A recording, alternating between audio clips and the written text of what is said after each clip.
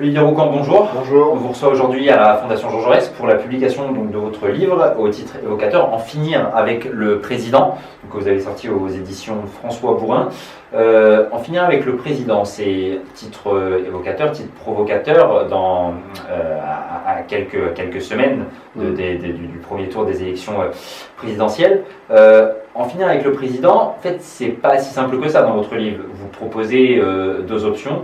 Revaloriser la fonction présidentielle ou bien faire que ce président soit un président honorifique comme en Allemagne en donnant quasiment du plein pouvoir au Premier ministre. C'est ça. Disons qu'en finir avec le président, c'est le titre parce que le sous-entendu c'est si l'on reste dans le cadre du quinquennat.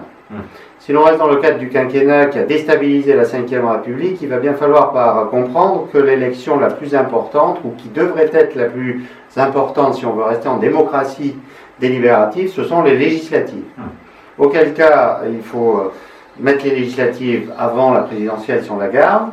Et ensuite, cela veut dire que la fonction la plus forte dans les institutions devient le Premier ministre.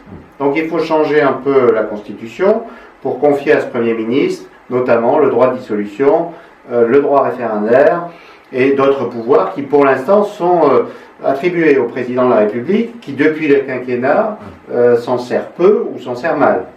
Donc voilà, ça c'est une des pistes. La seconde piste c'est que on le voit bien, la présidentielle dite à l'envi, élection phare, élection mère de notre régime. Ce qui est vrai, ça reste l'élection avec un taux de participation sans commune mesure avec les autres élections. Ce qui est vrai, ceci dit, l'abstention ne cesse de progresser aussi sur la présidentielle, même si c'est l'élection qui est la plus participative. Et puis on voit quand même que cette élection peut donner beaucoup d'incertitudes et peut en quelque sorte devenir, j'allais presque dire, un problème en soi. L'élection à laquelle nous sommes en train d'assister est une élection de crise, qui est commentée sur le mode de l'incertitude, le risque, etc. Donc, dans une période qui, pour les citoyens, est très compliquée, avec des attentes sur le plan des repères, parce qu'aujourd'hui, le clivage droite-gauche, on le dit, a perdu de son sens, non pas qu'il n'existe plus, mais on ne sait plus trop ce que ça signifie tout ça. Il serait bon aussi de penser à mettre de l'ordre un peu dans les institutions, qui sont devenues un des facteurs, finalement, non pas de rassurance, mais de trouble pour les attentes. Alors, encore une fois, si on veut garder la présidentielle, la deuxième option, c'est qu'il faut rétablir un décalage dans la durée du mandat, 6 ans pour le président, 4 ans pour les députés. Si on part du principe qu'il faut donc donner un titre honorifique au président de la République, comme c'est le cas en Allemagne par exemple, et qu'on soit sur un régime avec un Premier ministre qui est vraiment l'intégralité des pouvoirs et des pleins pouvoirs, ça suppose d'inverser de fait le calendrier électoral. Ça, c'est pas source d'instabilité gouvernementale ? Non, parce que les partis et les personnalités politiques vont très vite comprendre que l'élection première deviendra les législatives. Donc les partis se remettront en ordre pour gagner aux législatives. Et j'allais presque dire que automatiquement, comme dans d'autres régimes en Europe, dans le cadre du quinquennat, le président sera obligé de désigner le leader qui sortira vainqueur du plus grand parti aux législatives. Ensuite, il composera sa majorité, comme dans d'autres pays en Europe. Et on peut espérer que la politique redevenant moins une affaire de personnes et plus une affaire collective, les pactes majoritaires tiendront un peu plus que ce à quoi on a assisté ces dernières années.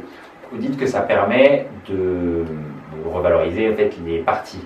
On vit dans un moment où, d'une part, les partis politiques n'apparaissent plus comme les organes les plus intéressants pour les électeurs pour lancer un candidat à la présidentielle. On le voit avec un candidat pour cette élection présidentielle-là, d'une part.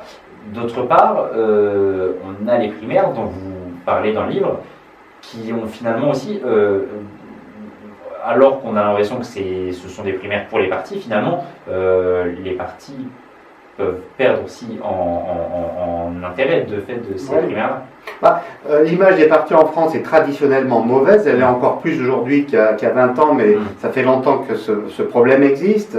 Et c'est le signe d'ailleurs d'une démocratie qui n'arrive pas à maturité, parce que dans la démocratie représentative, il faut toujours rappeler que c'est l'organisation collective qu'on appelle un parti qui met de la vie et qui fait vivre les institutions. Et ce que vous dites là, c'est qu'en plus, c'est rajouter une déstabilisation des organisations, notamment politiques, du fait de la démocratie instantanée.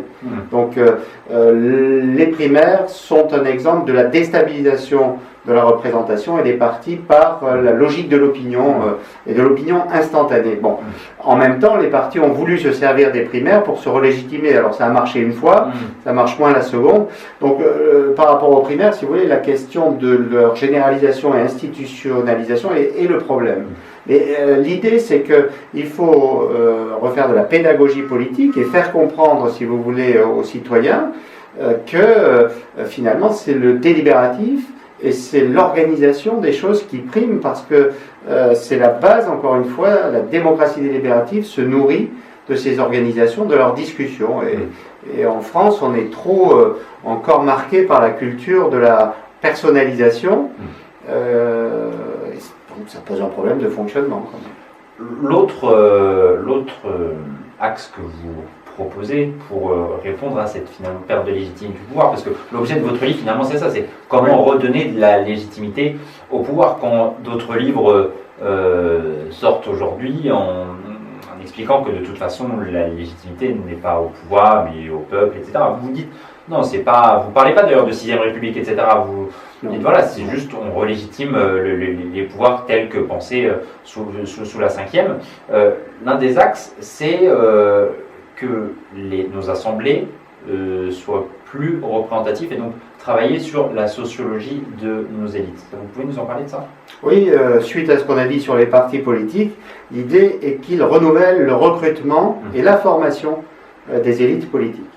Parce que, eh bien, cela aussi pose un problème aujourd'hui, la sous-représentation systématique et durable de certaines catégories de la population, les moins favorisées, mais pas seulement, parce que les jeunes ne se sentent plus représentés, parfois ont un niveau de vie et une éducation. Bon.